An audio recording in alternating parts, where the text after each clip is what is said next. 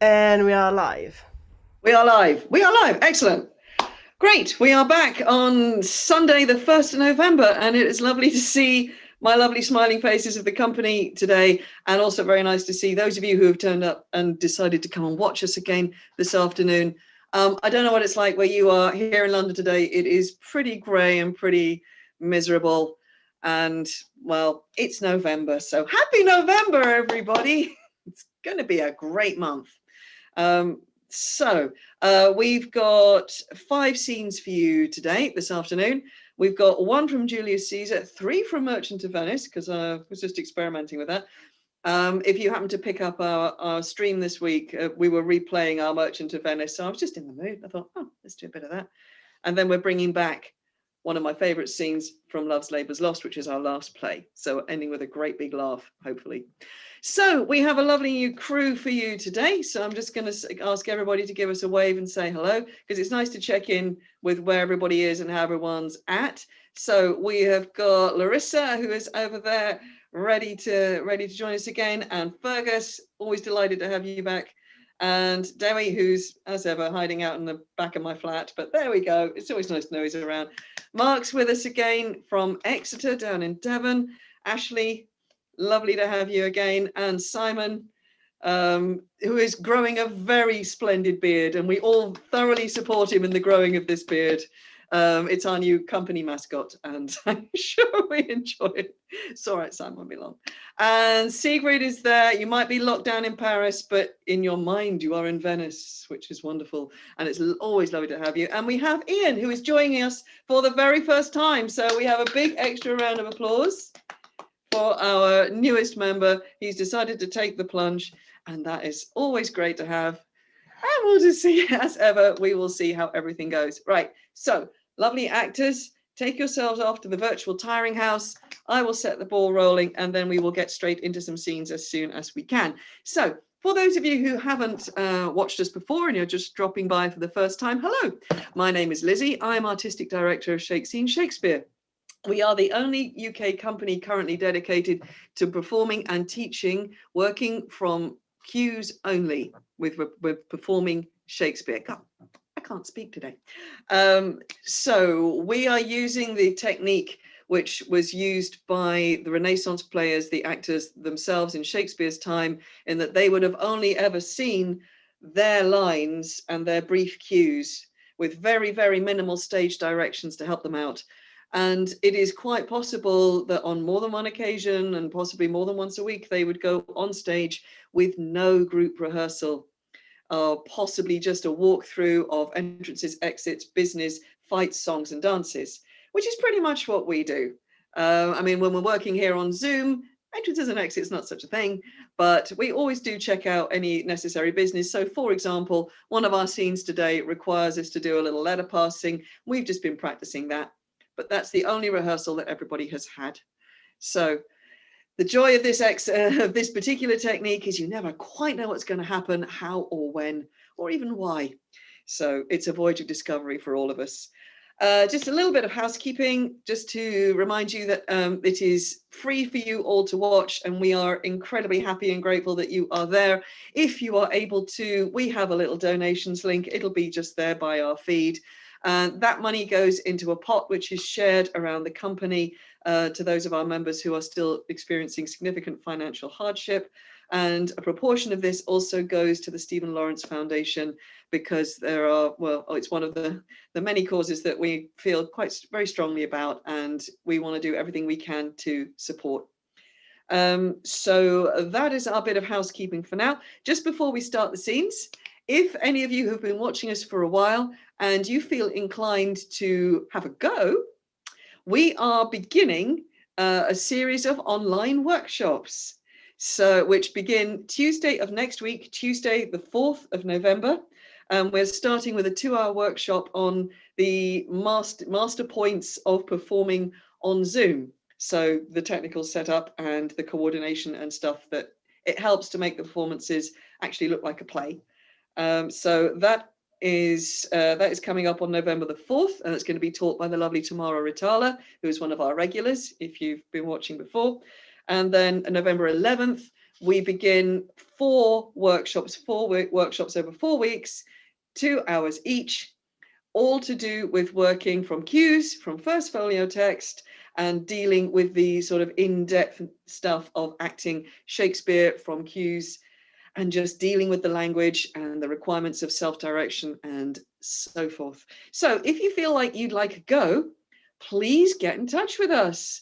All the information is out on our Twitter feed at the moment, at Shake Scenery, and also on our Facebook page. So Shake-Scene Shakespeare on Facebook. And please also leave us a message here if you're interested. So tweet us or pick up the info. It's all out there. We're excited to be able to share this finally online. So if you want to come and join, come and have a go, then you would be incredibly welcome just to come and see what it's like to be on this side rather than on the watching side. All right. So enough advertising. We are doing 5 scenes. We are starting with Julius Caesar. So we are going to the city of Rome. The city of Rome going through a time of significant political upheaval and unrest. Why did I choose this for this week? Oh, yeah. So we're going to the house of Caesar himself. Now, we have picked this scene out before because, quite frankly, it's one of my favorites. And it's one of the few times we actually get to spend time with the character of Julius Caesar in the play and see him at home, as well as kind of as the great political figure, Caesar. So it's the morning after there have been extreme thunderstorms and supernatural events all over the city of Rome. The people are very sort of concerned. There was a great deal of unrest. And we meet Caesar after sort of waking after a slightly restless night. And we'll find out how his day gets off to, what sort of start it gets off to. So can I just check we have, find the right piece of paper. Can I just check we have Caesar, Calpurnia, Decius, Brutus, and the servant. Have we got a servant ready to go? Yes. Yes, excellent. Simon, you are one ahead of me as ever. Right, so I can see Caesar. Right, everybody's ready. So everybody, take us as soon as I leave you. I'm just rearranging my screen so I can see the script. As soon as I leave you, please take us to Rome, and I will see you all on the other side. Enjoy.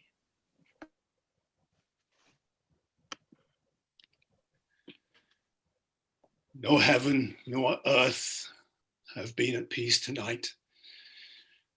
Thrice hath Calpurnia in her sleep cried out, "Help! Ho! They murder Caesar!" Who's within? Who's within? My lord. Go bid the priests do present sacrifice and bring me their opinions of success. I will, my lord. What mean you, Caesar? Think you to walk forth? You shall not stir out of your house today. Caesar shall forth. The things that threaten me ne'er looked but on my back.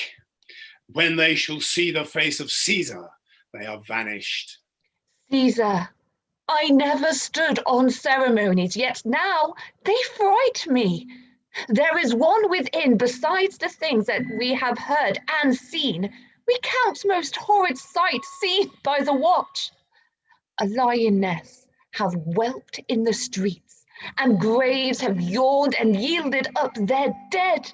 Fierce fiery warriors fight upon the clouds in ranks and squadrons, and right form of war, which drizzled blood upon the Capitol. The noise of battle hurled in the air, horses do neigh, and dying men do groan, and ghosts do shriek and squeal about the streets. Oh, Caesar, these things are beyond all use, and I do fear them. What can be avoided whose end is purposed by the mighty gods? Yet Caesar shall go forth, for these predictions are to the world in general as to Caesar. When beggars die, there are no comets seen. The heavens themselves blaze forth the death of princes. Cowards die many times before their deaths. The valiant never taste of death but once. Of all the wonders that I have heard, it seems to me most strange that men should fear seeing that death, a necessary end, will come when it will come. What say the augurs? They would not have you stir forth today. Plucking the entrails of an offering forth, they could not find a heart within the beast. The gods do this in shame of cowardice. Caesar should be a beast without a heart if he should stay at home today for fear. No, Caesar shall not. Danger knows full well that Caesar is more dangerous than he. We are two lions littered in one day, and I, the elder and more terrible, and Caesar shall go forth. My lord, your wisdom is consumed in confidence. Do not go forth today. Call it my fear that keeps you in the house and not your own. We'll send Mark Antony to the Senate House, and he shall say, you are not well today. Let me, upon my knee, prevail in this. Mark Antony shall say I am not well, and for thy humour I will stay at home. Here, Decius Brutus, he shall tell them so. Caesar, all hail. Good morrow, worthy Caesar. I come to fetch you to the Senate House. And you are come in very happy time to bear my greeting to the senators and tell them I will not come today. Cannot is false, and that I dare not falser. I will not come today. Tell them so, Decius. Say he is sick. Shall Caesar send a lie? Have I in conquest stretched mine arm so far to be afeard to tell grey beards the truth? Decius, go tell them Caesar will not come. Most mighty Caesar, let me know some cause, lest I be laughed at when I tell them so. The cause is my will. I will not come. That is enough to satisfy the Senate. But for your private satisfaction, because I love you, I will let you know. Calpurnia, here, my wife, stays me at home. She dreamt tonight she saw my statue, which like a fountain with 100 spouts did run pure blood, and many lusty Romans came smiling and did bathe their hands in it, and these does she apply for warnings and portents, and evils imminent, and on her knee has begged me, and I will stay at home today. This dream is all misinterpreted. It was a vision, fair and fortunate. Your statue, spouting blood in many pipes, in which so many smiling Romans bathed, signifies that from you great Rome shall suck rejuvenating blood, and that great men shall press for tinctures, stains, relics, and consigns that by Calpurnia's dream is signified. And this way have you well expanded it. I have. When you have heard what I can say, and know it now, the Senate have concluded to give this day a crown to mighty Caesar. If you shall send them word you will not come, their minds may change. Besides, it were a mock apt to be rendered for someone to say, break up the Senate till another time when Caesar's wife shall meet with a better dream. If Caesar hide himself, shall they not whisper, lo, Caesar is afraid? Pardon me, Caesar, for my dear, dear love, to your proceedings, bid me tell you this, and reason to my love is liable. How foolish do your fears seem now, Calpurnia. I am ashamed I did yield to them. Give me my robe, for I will go.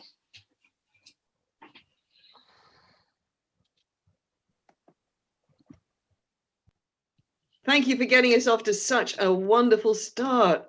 God, I love that scene. Ah, the danger, the drama. Oh, and how could that day possibly go wrong for Caesar? I have no idea. Anyway, Julius Caesar will be back on our stream in a few months' time, I hope, and we can catch up with more of it then. Okay, so we're off to a flying start. So we were in Rome. We are now going to go and spend 3 scenes in Venice. So we are revisiting a little sequence of scenes, tracing something of the story of the merchant Antonio, his dear friend Bassanio, who is in deep need of raising money at the start of this sequence. And we're just going to follow it for 2 or 3 scenes. I haven't done anything like this before. I thought, oh, this might be fun to try out. Plus, there's just some really good stuff in these scenes. And again, this is a strange time of political, well, I'm not saying political unrest, but change is in the air and uncertainty is in the air. And it's always interesting to explore that through plays like Julius Caesar, like Merchant of Venice, and Measure for Measure, which will be around again later this month. So so we are calling the first of these scenes, for which I need just a Bassanio and an Antonio. Are we ready? Yes. Yes. Yes, excellent. Right, so in between scenes, I will pop up as usual and just do a little connect into the next one. Otherwise, guys, have some fun and take us to Venice. See you there.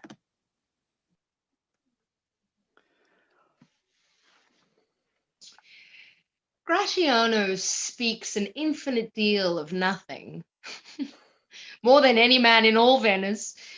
His reasons are 2 grains of wheat hid in 2 bushels of chaff.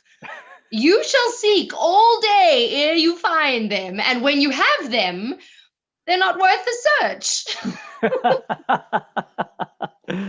Well, tell me now, what lady is the same to whom you swore a secret pilgrimage that you today promised to tell me of? 'Tis not unknown to you, Antonio, how much I have disabled mine estate, by something showing a more swelling port than my faint means would grant continuance. Nor do I now make moan to be abridged from such a noble rate, but my chief care is to come fairly off from the great debts wherein my time, something too prodigal, hath left me gagged. To you, Antonio, I owe the most in money, and in love, and from your love I have a warranty to unburthen all my plots and purposes, how to clear of all the debts I owe. I pray you, good Bassanio, let me know it. And if it stand as you yourself still do, within the eye of honour, be assured, my purse, my person, my extremest means lie all unlocked to your occasions. In my school days, when I had lost one shaft, I shot his fellow of the self-same flight, the self-same way, with more advised watch to find the other forth, and by adventuring both, I oft found both. I urge this childhood proof, because what follows is pure innocence. I owe you much, and like a willful youth, that which I owe is lost. But if you please to shoot another arrow that self-way which you did shoot the first, I do not doubt as I will watch the aim, or to find both to bring your latter hazard back again, and thankfully rest debtor for the first.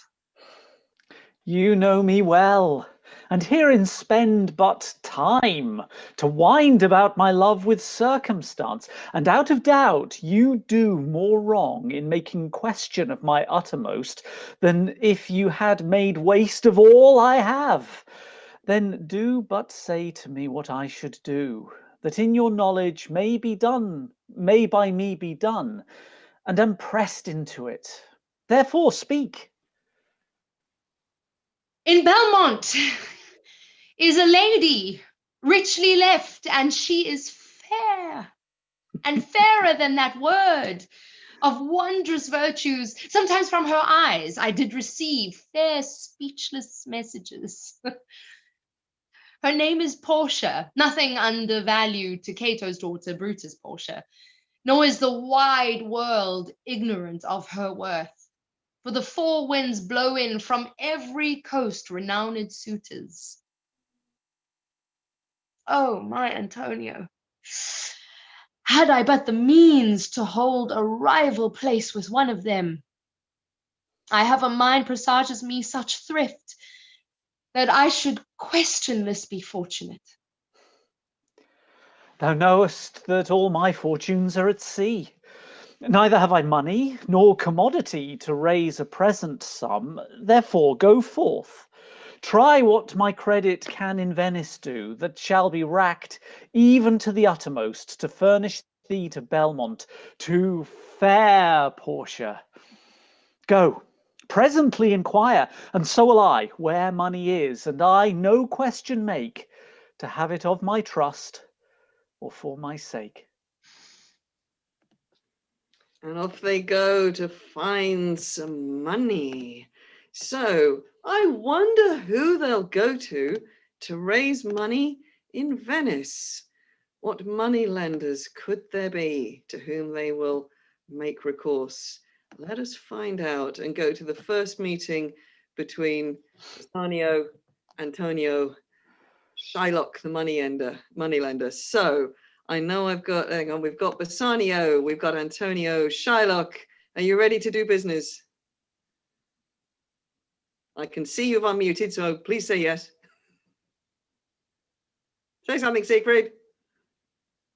Yes. Yes. Oh, now I hear you. Excellent. It's always good just to make sure that we've got connections before we start.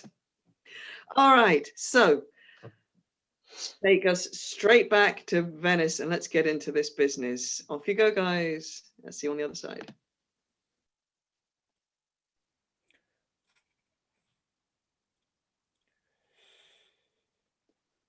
$3,000 ducats. Well. Aye, sir, for 3 months. For 3 months.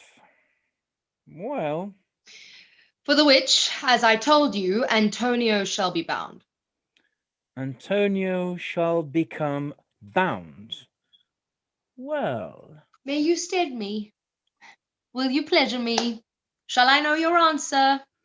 3,000 ducats for 3 months, and Antonio bound. If it please you to dine with us. This is Signor Antonio. Yes, to smell pork.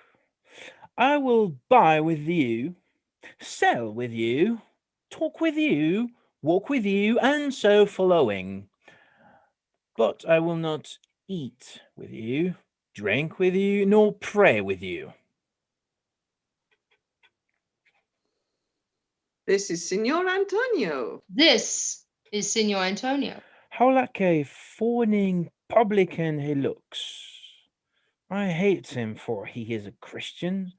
If I can catch him once upon the hip, I will feed fat the ancient grudge I bear him.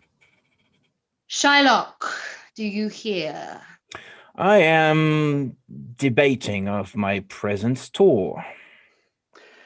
Shylock, albeit I neither lend nor borrow by taking nor by giving of excess, yet to supply the ripe wants of my friend, I'll break a custom. Is he yet possessed? How much we would? Aye, 3,000 ducats. And for 3 months. I had forgot. 3 months, you told me so. Well then, your bonds. And let me see, but here you, methought you said, you neither lend nor borrow upon advantage. I do never use it. When Jacob grazed his uncle Laban's sheep, when Laban and himself were compromised. This was a venture, sir, that Jacob served for. a thing not in his power to bring to pass, but swayed and fashioned by the hand of heaven. Was this inserted to make interest good? Or is your gold and silver ewes and rams? I cannot tell. I make it breed as fast. Mark you this, Bassanio. The divil can cite scripture for his purpose. An evil soul producing holy witness is like a villain with a smiling cheek, a goodly apple rotten at the heart.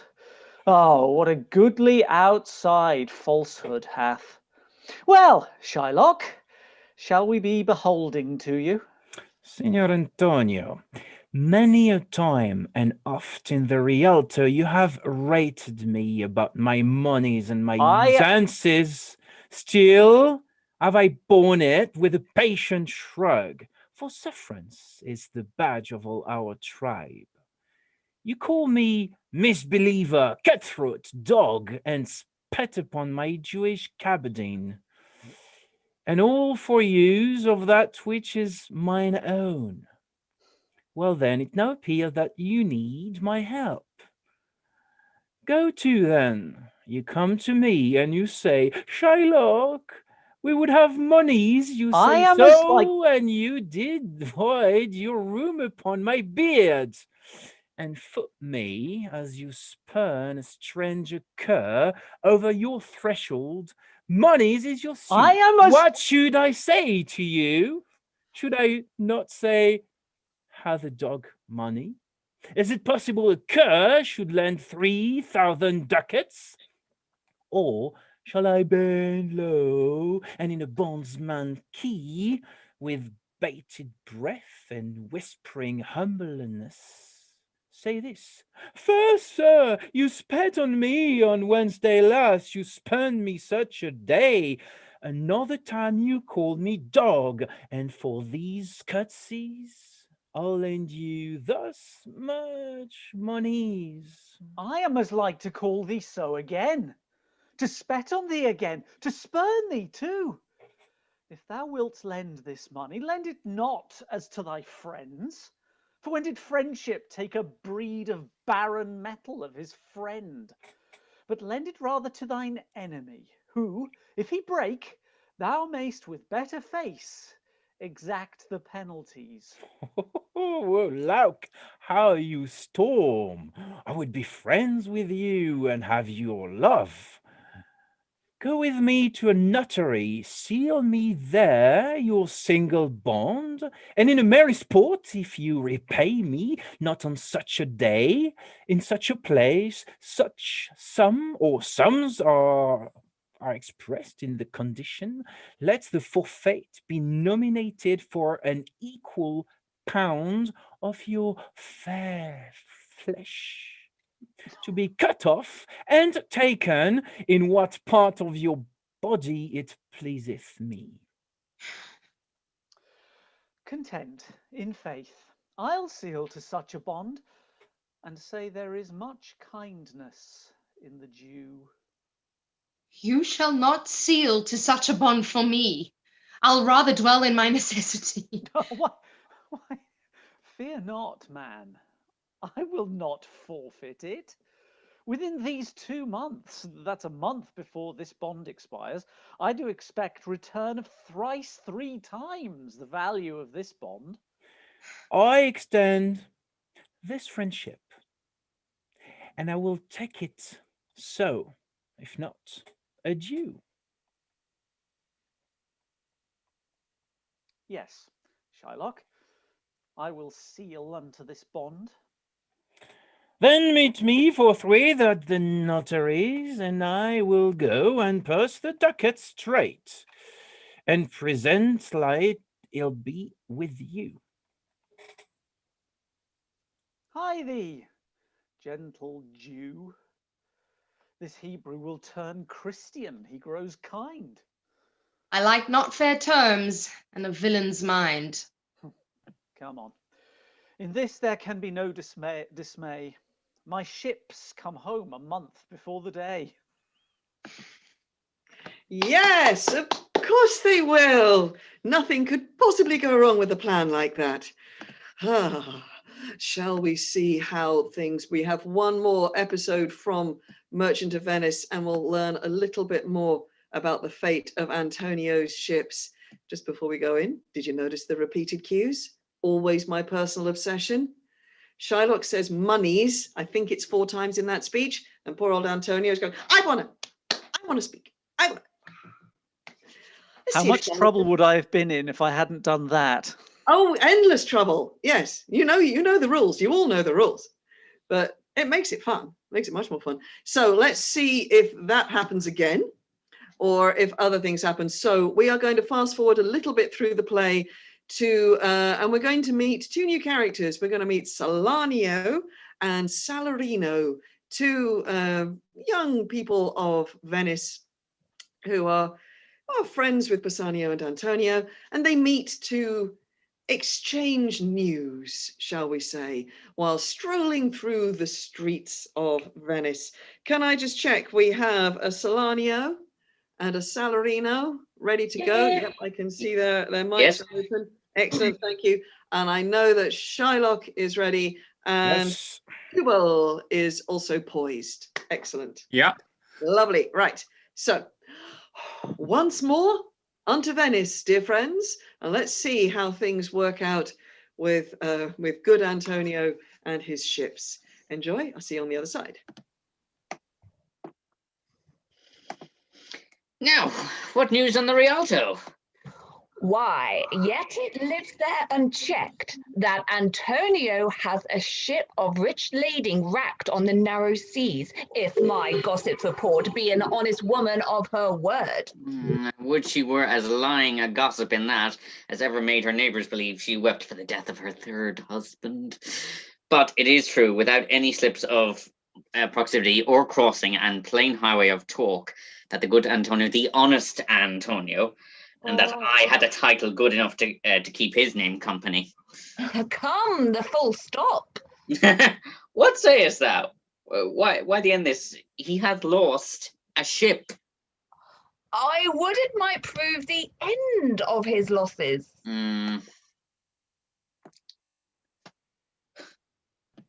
Let me Shylock, here we come. Let me say amen betimes, lest the devil cross my prayers, for here he comes in the likeness of a Jew. And now, Shylock, what news among the merchants? You knew none so well as you of my daughter's flight. That's certain. I, for my part, knew the tailor that made the wings she flew withal.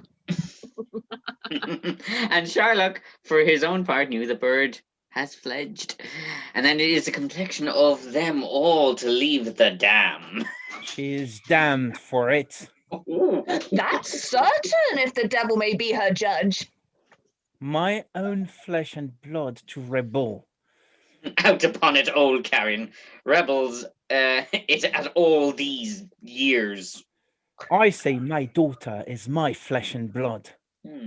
There is more difference between thy flesh and hers than between jet and ivory. More between your bloods than there is between red wine and Chardonnay. But tell us, do you hear whether Antonio have had any loss at sea or no? There, I have another bad match, a bankrupt, a prodigal, who dare scarce shew his head on the Rialto, a beggar that was used to come to so smug upon the marts. Let him look to his bond. He was wont to call me a usurper. Let him look to his bond. He wants to lend money for a Christian courtesy, and let him look to his bond. Why? I am sure if he forfeit, thou will not take his flesh. What's that good for? To bait fish withal. If it will feed nothing else, it will feed my revenge.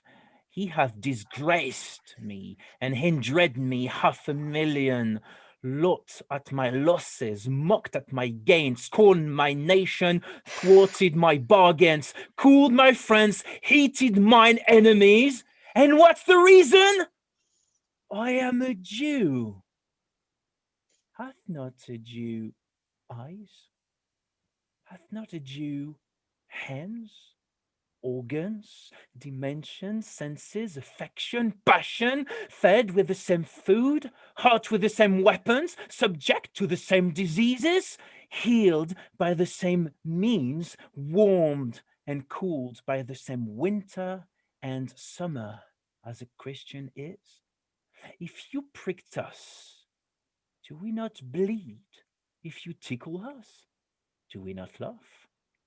If you poison us, do we not die?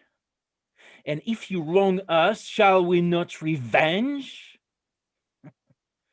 If we are like you in the rest, we will resemble you in that. If a Jew wrong a Christian, what is his humility? Revenge?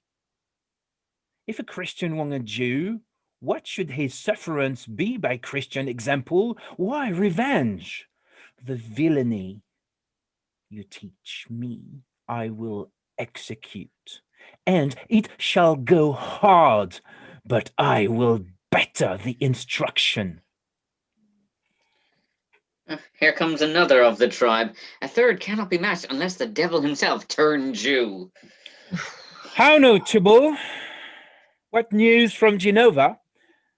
Hast you found my daughter? I often came where I did hear of her, but cannot find her. Why, there! A diamond gun costs me 2,000 ducats in Frankfurt. The curse never fell upon our nation till now. I never felt it till now. 2,000 ducats in that and other precious jewels. I would my daughter were dead at my foot, and the jewels in her ear. Would she wear hushed at my foot, and the ducats in her coffin? No news of them. Why so? And I know not how much is spent in the search. Why, thou loss upon loss, the thief gone with so much, and so much to find the thief, and no satisfaction, no revenge, no ill luck stirring. But what lights at my shoulders, no sighs, but my breathing, no tears, but my shedding. Yes, other men have ill luck too. Antonio, as I heard in Genoa. What? I look. Hath an argosy cast away coming from Tripolis. I thank God. Is it true? I spoke with some of the sailors that escaped the rack. I thank thee, good Tybalt. Good news. Here in Genova. Well, your daughter spent in Genoa, as I heard, one night 80 ducats. Thou stick'st dagger in me. I shall never see my gold again. 80 ducats at a seating. 80 ducats. There came divers of Antonio's creditors in my company to Venice that swear he cannot choose but break. I am very glad of it. I'll plague him. I'll torture him. I am glad of it. One of them showed me a ring that he had of your daughter for a monkey. Out upon her. Thou torturest me, Tybalt. It was my turquoise. I had it of Leo when we were betrothed. I would not have given it for a wilderness of monkeys. But Antonio is certainly undone. Nah, that's true. That's very true. Go, Tybalt. Seek me an officer. Bespeak him a fortnight before. I will have the heart of him. If he forfeit, go, Tybalt, and meet me at our synagogue. Go, good Tybalt, At our synagogue, Tubal. And off they go to meet later at the synagogue. Oh, it's very interesting just to dip back into one play, just for those few scenes, follow a little thread through. And Shylock is still definitely the king of the repeated cue. Were you listening? He said it, he said over and over, I am glad of it, came out twice, ill luck, came out twice. Poor old Tubal sitting on the other end going, have you finished? I don't know when to speak. It's one of those wonderful things about working from cues. It's a little extra jeopardy that you just don't get to enjoy when you work from a whole script. It just keeps everybody that little bit more on their toes. Okay, so there's enough politics and money, doom, destruction, and general uncertainty going on there. Let's go to the peaceful kingdom of Navarre for our last scene this afternoon. And just in case you are a regular watcher, we are only doing the one set today. So this is the last scene for today. We'll be back next week at 3 o'clock when we will be bringing you an entire brand new performance. And we're going to Macbeth next week. So that's going to be fun. Anyway, in the meantime, we are going to Navarre, to Love's Labour's Lost, to the scene where, okay, so what's been going on in Navarre while we've been having all this trouble in Rome and in Venice? Well, the king of Navarre had a wonderful idea. He got 3 of his best friends to swear with him that they would spend 3 years together living quietly in seclusion in the court, that they would study, they would sleep very little, they would eat not very much, they would not talk to women, they would just really focus on their studies. And they immediately had a problem because arriving in embassage from France was the Princess of France with her waiting ladies. And so immediately the king had a problem.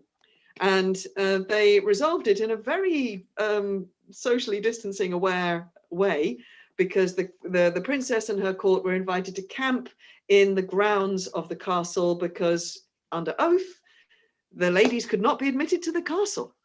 So this is the situation that we have. And of course, the minute that the 4 ladies of France arrived, the 4 gentlemen of Navarre each fell in love with one, but he had to keep it a secret from his friends because they've all sworn this oath not to have anything to do with women, not to be distracted in any way from their studies for 3 years, and nobody wants to be a vow breaker. This is very important among these guys. So we're going to meet Baron, first of all, one of the friends of the King Navarre, and we're going to start hearing from him what the true state of his business is, his emotional situation. So can I just check before we start? We have the king. Are you ready, sir? I can see. I am. Yes. And Baron. Yes. Yep. Yep. And Dumaine. Yep. Yep. You're ready. And Longueville. Ready. Larissa Longueville is there. Do we also have a Costard? Yep, we do. And Jaquanetta, which is one of my favorite bits of casting so far. Okay. So let's see what happens and see how true this course of love can run. That's a slightly twisted metaphor, never mind. All right, guys, have some fun. Take us to Navarre, and I will see you all on the other side.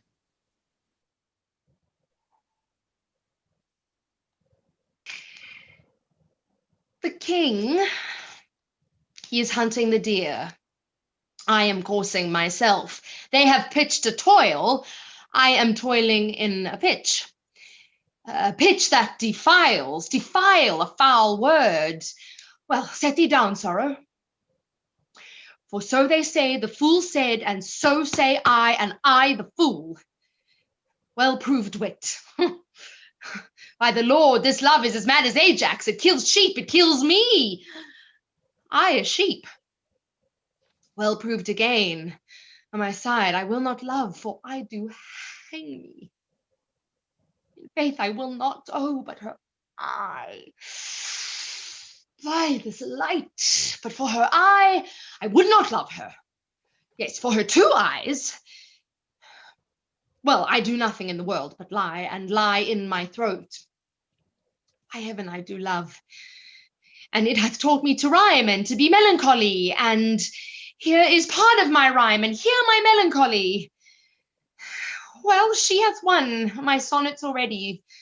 The custard board, full scented, and the lady hath it. Sweet custard, sweeter fool, sweetest lady.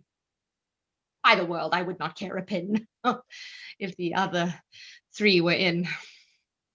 Oh, here comes one with a paper. God give him grace to groan. Ay me. Shot by heaven, proceed, sweet Cupid. Thou hast thumped him with thy bird bolt under the left pap. In faith's secrets. So sweet as kiss, the golden sun gives not. Do those fresh morning drops upon the rose, as thy eye beams when their fresh rays have smot. The night of dew that on my cheeks down flows, nor shines the silver moon's one half so bright through the transparent bosom of the deep, as doth thy face through tears of mine give light.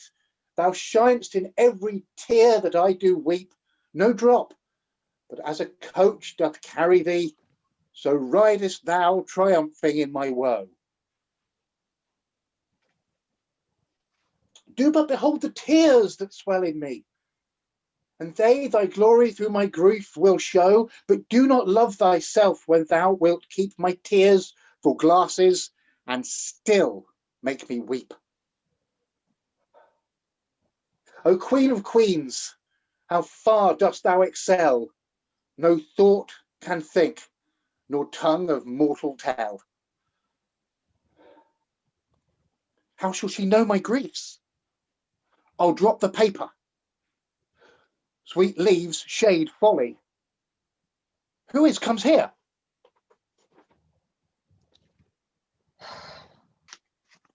What Longaville and reading? Listen, ear.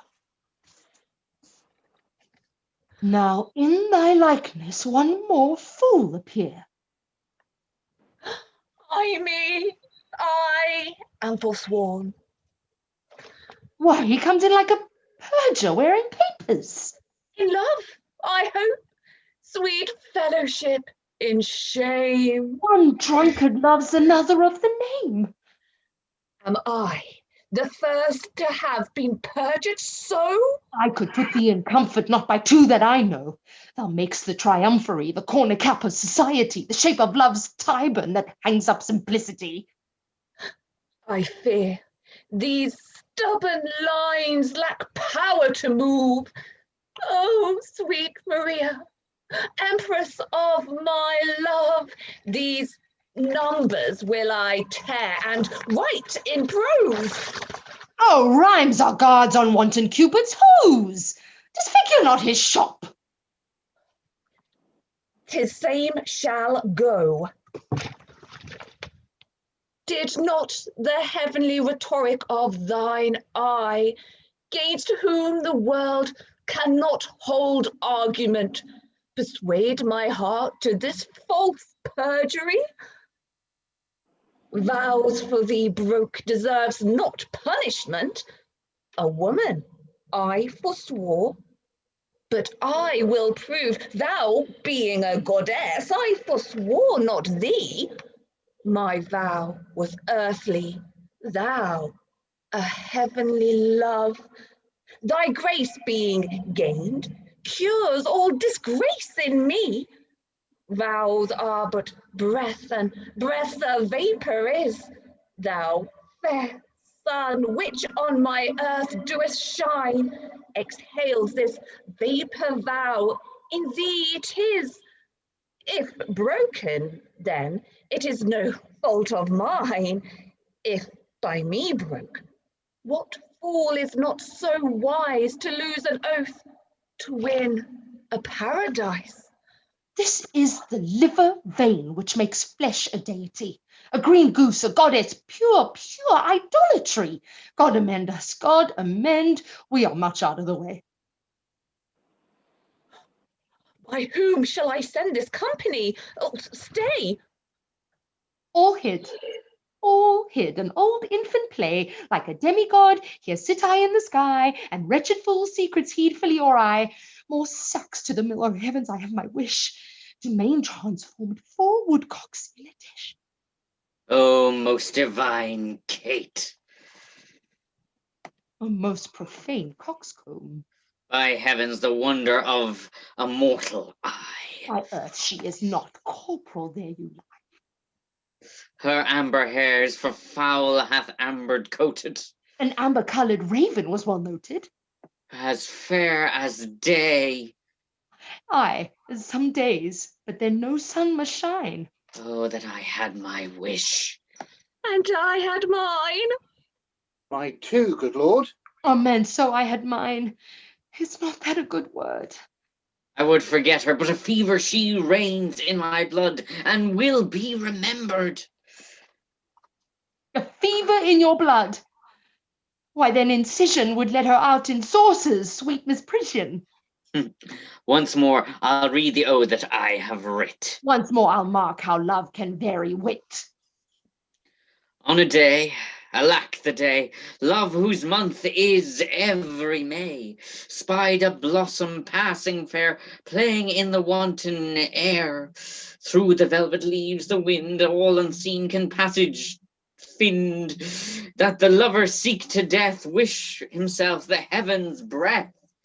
Ere, quoth he, thy cheeks may blow, ere would I might trump so. But alack, my hand is sworn ne'er to pluck thee from thy thorn. Vow, alack, for youth unmeet, youth so apt to pluck a sweet. Do not call it sin in me, that I am forsworn for thee.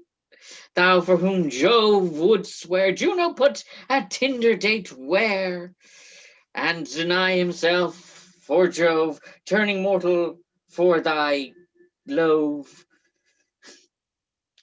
This will I send, and something else more plain, that shall express my true love's fasting pain. Oh, that I would the king, Brone and Longueville, were lovers too. Ill to example, ill would from my forehead whip a perjured note, for none offend where all alike dote.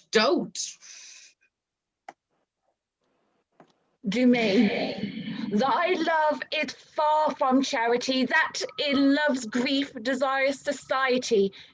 You may look pale, but I should blush, I know, to be o'erheard and taken napping so. Come, sir, you blush. As his, your case is such. You chided him, offending twice as much. You do not love Maria? Longueville never did sonnet for her sake compile, nor never lay his wreathed arms athwart his loving bosom to keep down his heart. I have been closely shrouded in this bush, and marked you both, for you both did blush. I heard your guilty rhymes, observed your fashion, saw sighs reek from you, noted well your passion. Ay me, says one, oh Jove, the other cries. On her hairs were gold, crystal the other's eyes. You would, for paradise, break faith and troth, and Jove for your love would infringe an oath. Huh, what will Barone say, when that he shall hear faith infringed with such zeal did swear? How will he scorn? How will he spend his wit? How will he triumph, leap and laugh at it? For all the wealth that I ever did see, I would not have him know so much by me. Now step I forth to whip hypocrisy. Good my liege, I pray thee, pardon me. Good heart, what grace hast thou thus to reprove these worms for loving that art most in love? Your eyes do make no couches in your tears. There is no certain princess that appears. You'll not be perjured, 'tis a hateful thing. Touch none but minstrels like of sonneting. But are you not ashamed? Nay, are you not all 3 of you to be thus much o'ershot? You found his moth, the king your moth did see, but I a beam do find in each of 3. Oh, what a scene of foolery have I seen, of sighs, of groans, of sorrow, and of teen. Oh me, with what strict patience have I sat to see a king transformed to a gnat, to see great Hercules whipping a gig, and profound Solomon tuning a jig, and Nestor play at pushpin with the boys, and critic time and laugh at idle toys. Where lies thy grief? Oh, tell me, good Domain, and gentle Longaville, where lies thy pain? And where my lieges, all about the breast, a candle, ho! Too bitter is thy jest. Are we betrayed thus to thy overview? Not you by me, but I betrayed to you. I that am honest, I that hold it sin to break the vow I am engaged in. I am betrayed by keeping company with men, like men of inconsistency. When shall you see me write a thing in rhyme, or groan for Joan, or spend a minute's time in pruning me? When shall you hear that I will praise a hand, a foot, a face, an eye, a gait, a state, a brow, a breast, a waist, a leg, a limb? Soft, whither away so fast? A true man or a thief that gallops so? I post from love. Good lover, let me go.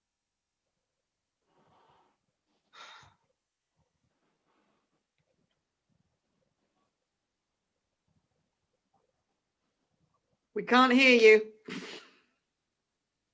I'm not sure why. God bless the king. What present hast thou there? Some certain treason. What makes treason here? Nay, it makes nothing, sir. If it mar nothing neither, the treason and you go in peace away together. I beseech your grace, let this letter be read. Our person misdoubts it. It was treason, he said. Barone, read it over. Where hadst thou it? Of Don Adramadio. Don Adramadio. Of Costard. Where hadst thou it? Of Costard. Where hadst thou it? 'Tis well done, Costard. Jaquanetta. Of Don Adramadio. But 'tis not my letter. Not my letter, sir, and 'tis best you have it. 'Tis well done, Jaquanetta. Farewell, my lords. What? How now? What is in you? Why dost thou tear it?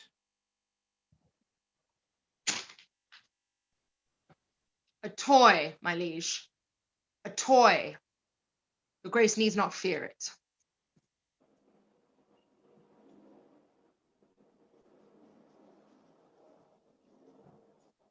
Did move him to passion, and therefore let's hear it.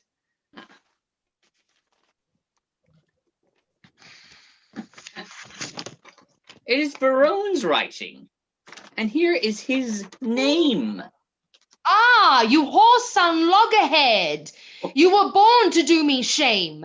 Guilty, my lord, guilty. I confess. What? That you three fools lacked me, fool, to make up the mess. He, and you, my liege, and I are pick purses in love, and we deserve to die.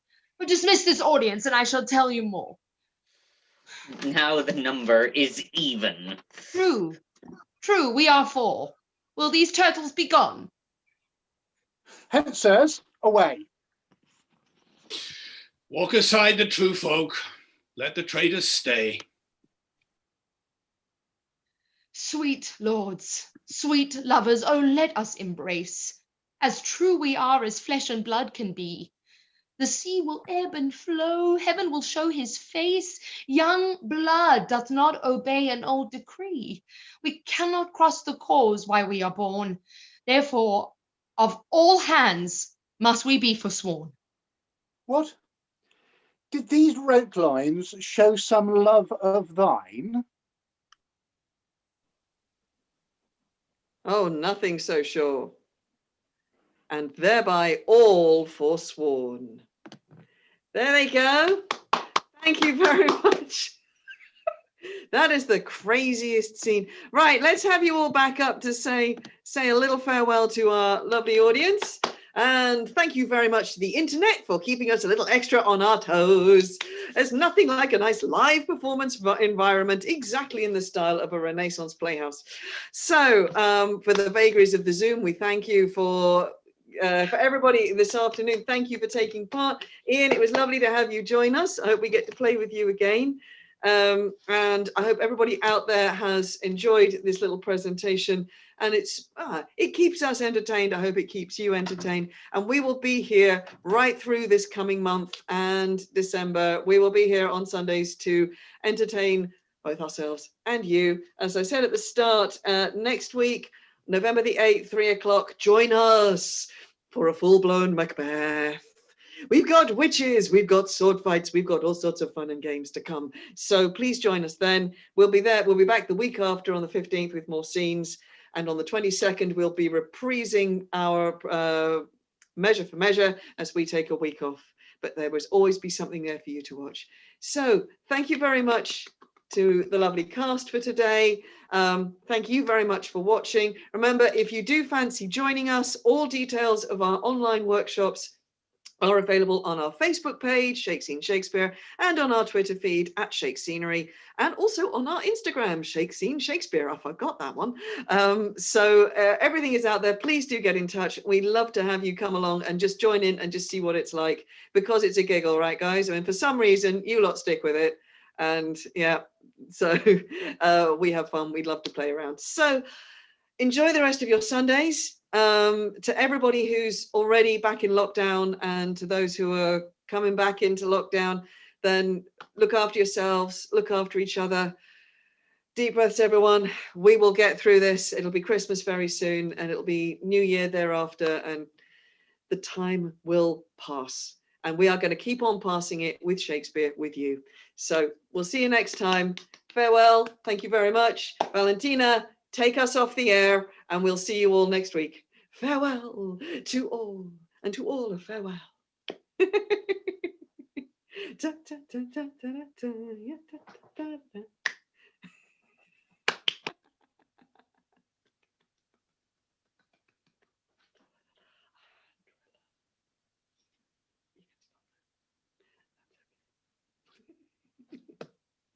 Yeah, okay, you can stop. Yeah, you can stop now. Yeah, you can stop now.